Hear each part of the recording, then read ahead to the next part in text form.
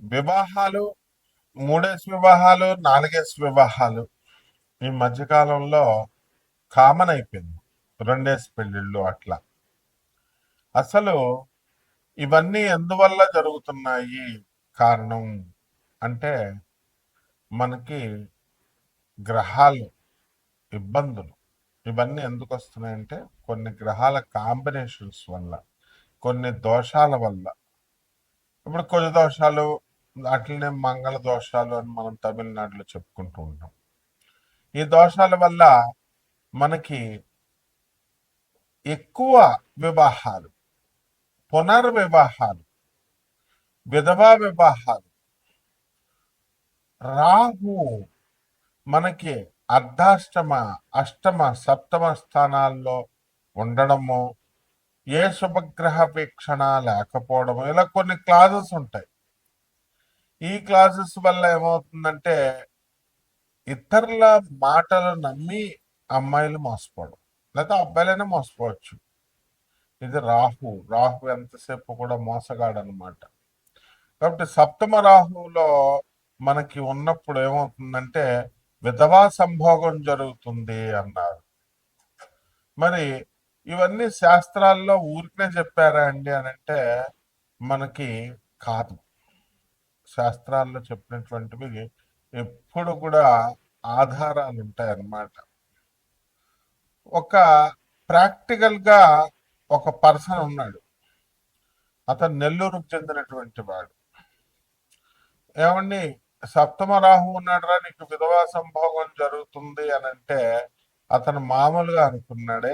ఏమీ లేదండి గురువు గారు అన్నది 20 సంవత్సరాల క్రితం మాట. ఆయ్, శాస్త్రం అబద్ధం చెప్పదంటే 2 రోజులు పోయిన తర్వాత అప్పుడు కరెక్టే గురుగారు, మా ఇంటికి ఒక పని మనిషి వచ్చేది, నేను పైన ఒక ఆ, దీంట్లో ఉంటున్నాను, ఆ, పైన గెస్ట్ రూమ్ లాగా అక్కడ వచ్చేదన్నమాట. అవుట్ హౌస్ లో ఉంటున్నాను అని ఏదో చెప్పుకొచ్చాడు. పెంట్ హౌస్ లో పెంట్ హౌస్ లో ఉంటున్నాను అని చెప్పుకొచ్చాడు. సో మరి శాస్త్రం తప్పు చెప్పలేదు కదా.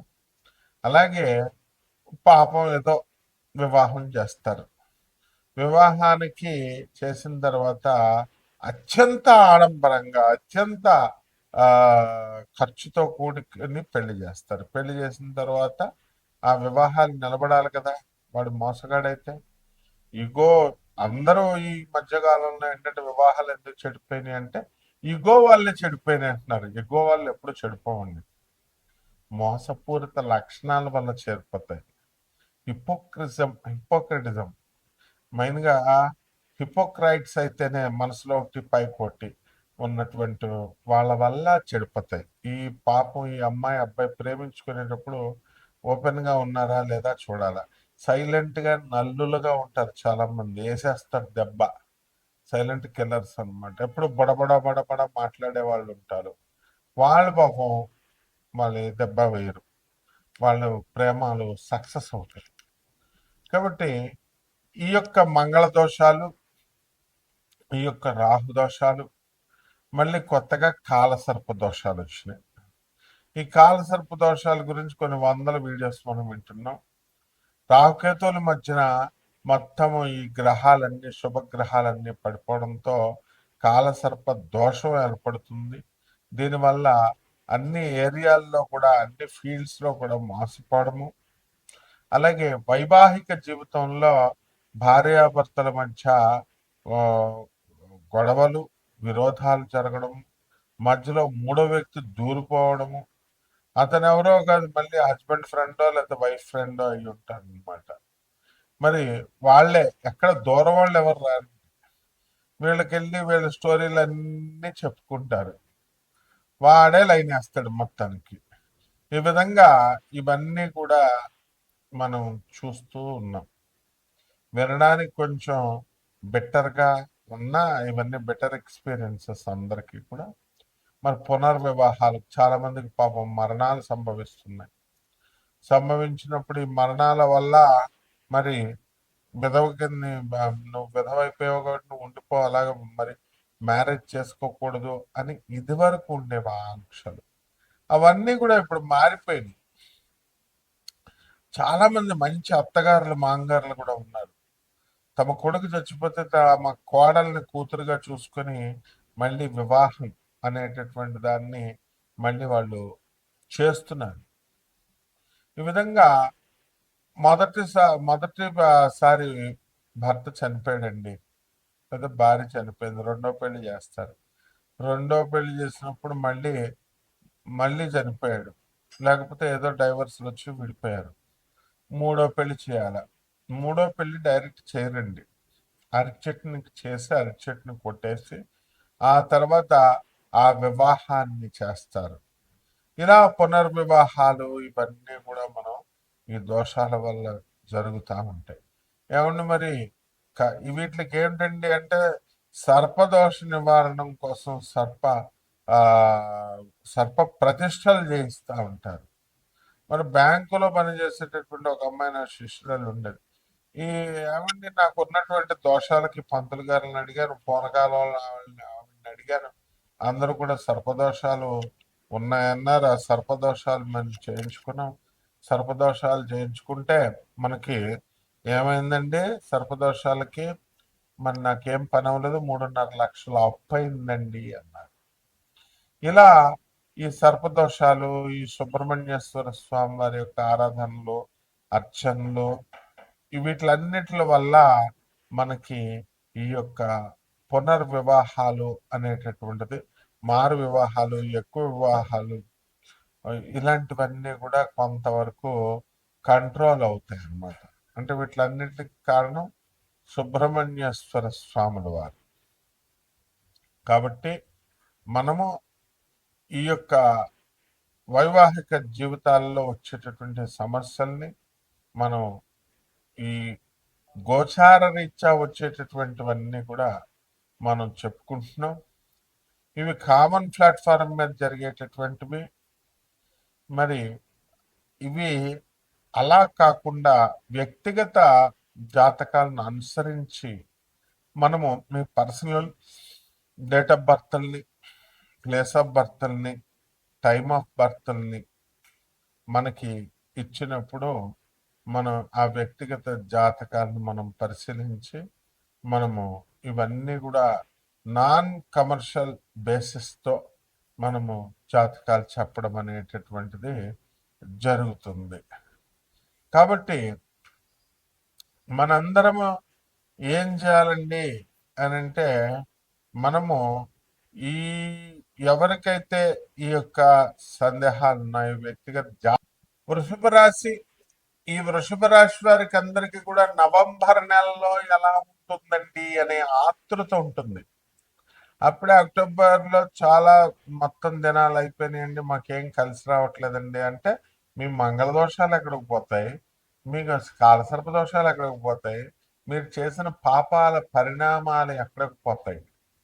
ఆడపిల్లలందరినీ కూడా అమాయకులుగా చేసి మీరంతా కూడా గత జన్మల్లో వాడేసుకొని మీరు మరి మోసాలు చేయలేదా? ఇప్పుడు సొల్లు కబుర్లు చెప్పలేదా? ఇప్పుడు గ్రహాలు మిమ్మల్ని బాధించవా? చెప్పండి మరి. అంటే డీసెంట్ గా ఉండాలా, డీసెంట్ గా ఉండాలా అంటే where is the decency in your behaviour, in your past births or at least in this present birth.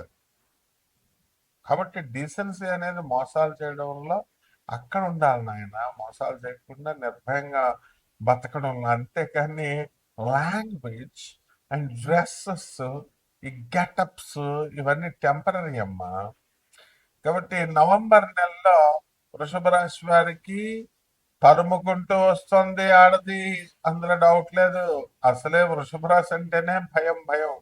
శుక్రుడు చక్కగా ఈ శుక్రుడు చక్కగా మనకి సోఫాలను ఇస్తాడు, ఏసీలను ఇస్తాడు, హాయిగా తినేసిన తర్వాత పడుకోవడానికి మంచి నిద్రని ఇస్తాడు, మరి మంచి భార్యని ఇస్తాడు, ప్రియురాల్ని ఇస్తాడు.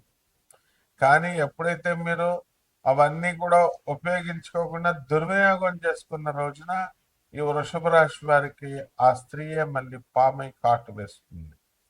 ఇది నవంబర్ నెలలో మీకు జరగబోతోంది.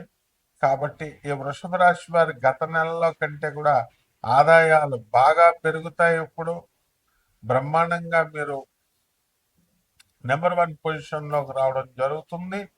అండ్ ఈ యొక్క వృషభ రాశి వారికి అందరికీ కూడా మీకు ప్రమోషన్స్ రావడం అనేటటువంటివి జరుగుతాయి.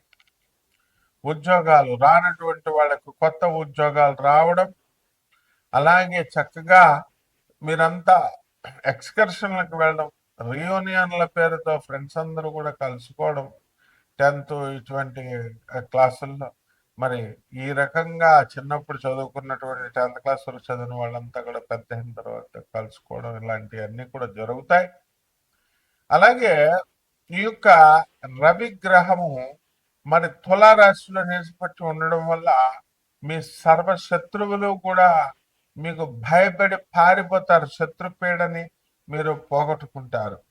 ఆ తర్వాత ఆరోగ్యమై సంబంధమై మీరు కాస్త ఆలోచనలో పడతారనమాట. కాబట్టి ఈ రకంగా మనకి ఈ యొక్క వృషభ రాశి వారికి నవంబర్ నెలలో మంచి కాలంగా మనం చెప్పుకోవచ్చు. అలాగే ఈ అధికమైనటువంటి ఖర్చులు, బంధువులు అందరూ కూడా మీ ఇళ్ళకి రావడం, మీరు గతంలో బంధువుల ఇళ్ళకి వెళ్ళడం, ఇవన్నిటి వల్ల మన ఖర్చు కూడా చాలా అధికంగా ఉంటుంది. ఇక పరిహారాల దగ్గరికి వచ్చేసరికి మనకి ఈ వృషభ రాశి వారికి అందరికీ కూడా ఏం జరుగుతుందండి, మనకి ముఖ్యంగా అర్ధాష్టమ కేతుగ్రహ ప్రభావం వలన విపరీతమైనటువంటి డిప్రెషన్కి గురవుతారు మీరు. కాబట్టి ఎవరైతే మిమ్మల్ని డిప్రెషన్లో పడేస్తారో అటువంటి వాళ్ళతో మీరు స్నేహం అస్సలు చేయకూడదు. కాబట్టి బంధువులైనా మిత్రులైనా, కాబట్టి ఇందులో ఏంటంటే ఈ కేతు గ్రహం బాగుండలేదు. కాబట్టి మనము పరిహారాలు ఏం చేసుకోవాలంటే కేతు జపం చేసుకోవాలి, కేతు స్తోత్రాలు చదువుకోవాలి, కేతువుకి కిలోంపావు ఉలవల్ని, ఆ యొక్క ఆవు పేడ రంగు ఉన్నటువంటి వస్తువులను కానీ, లేదా చక్కగా మనకి ఏం చేయాలండి, మనము